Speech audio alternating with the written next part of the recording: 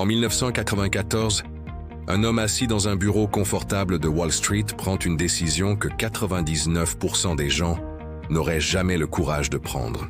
Il a un salaire élevé, une carrière brillante, un avenir sécurisé. Pourtant, il quitte tout.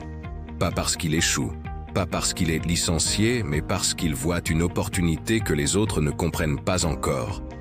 Cet homme s'appelle Jeff Bezos, et ce qu'il va construire depuis un simple garage va transformer le commerce mondial pour toujours.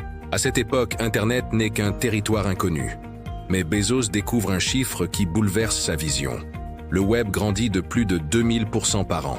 Il comprend immédiatement que ce n'est pas une mode, mais une révolution. Et les révolutions créent des empires. La plupart des gens regardent le présent. Les visionnaires observent la trajectoire du futur. Première leçon, la richesse appartient à ceux qui détectent les tendances avant qu'elles deviennent évidentes. Il quitte New York et traverse le pays en voiture jusqu'à Seattle. Pendant le trajet, il rédige le business plan d'Amazon. Il ne cherche pas la perfection, il cherche la vitesse. Il choisit de vendre des livres, non par passion romantique, mais par stratégie. Les livres ont des millions de références. Ils sont faciles à expédier. Et la demande est universelle. Dès le départ, il pense en termes d'avantages compétitifs. Deuxième leçon, les grands entrepreneurs ne commencent pas avec ce qu'ils aiment.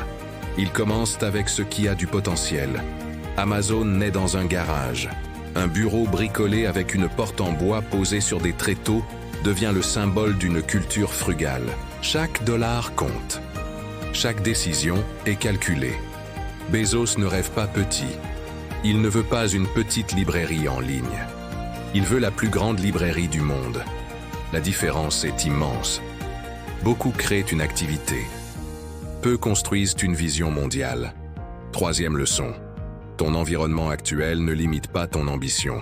Sauf si tu l'acceptes. Les premières années sont extrêmement difficiles. Amazon perd de l'argent. Les analystes financiers critiquent. Les médias se moquent. On parle de bulle Internet. Des entreprises disparaissent chaque semaine. Pourtant, Bezos continue d'investir massivement dans la technologie et la logistique. Pourquoi ? Parce qu'il comprend que la domination nécessite une infrastructure solide. Il accepte d'être incompris. Quatrième leçon.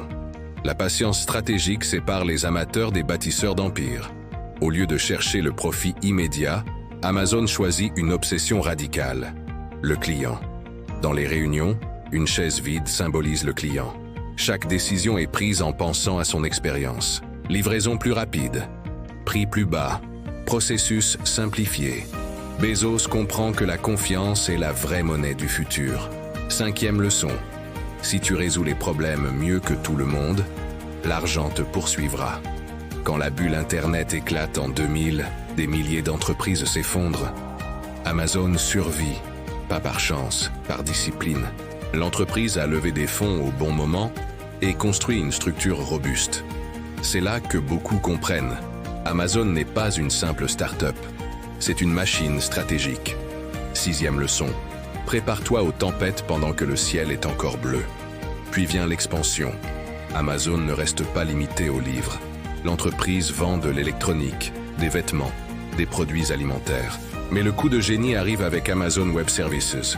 En créant AWS, Amazon devient le moteur invisible d'Internet.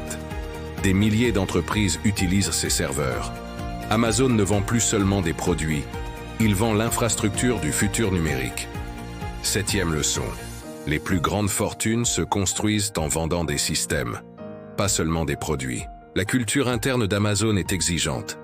Bezos pousse ses équipes à penser à long terme. Il parle de décisions de type 1 et type 2. Il encourage l'expérimentation rapide. Certaines initiatives échouent, mais les réussites compensent largement. Huitième leçon. L'innovation exige le droit à l'erreur. Ceux qui évitent l'échec évitent aussi le succès massif. Amazon investit massivement dans la logistique. Entrepôts géants, robots, optimisation des chaînes d'approvisionnement. L'objectif est simple, livrer plus vite que n'importe qui. La rapidité devient un avantage stratégique. Neuvième leçon. Dans le business moderne, la vitesse est une arme. Avec le temps, Amazon devient un écosystème. Marketplace, Prime, streaming vidéo, intelligence artificielle, objets connectés. L'entreprise ne vend pas seulement des produits, elle capture l'attention, la fidélité et les habitudes des consommateurs. 10e leçon, plus tu crées d'interconnexions dans ton modèle, plus il devient difficile à remplacer. Mais derrière la croissance, il y a une mentalité. Bezos pense toujours à 10 ans. Pendant que les concurrents regardent le trimestre prochain, il regarde la décennie suivante. Cette capacité à sacrifier le confort immédiat pour une domination future est la clé. 11e leçon. Le court terme nourrit l'ego, le long terme construit les empires.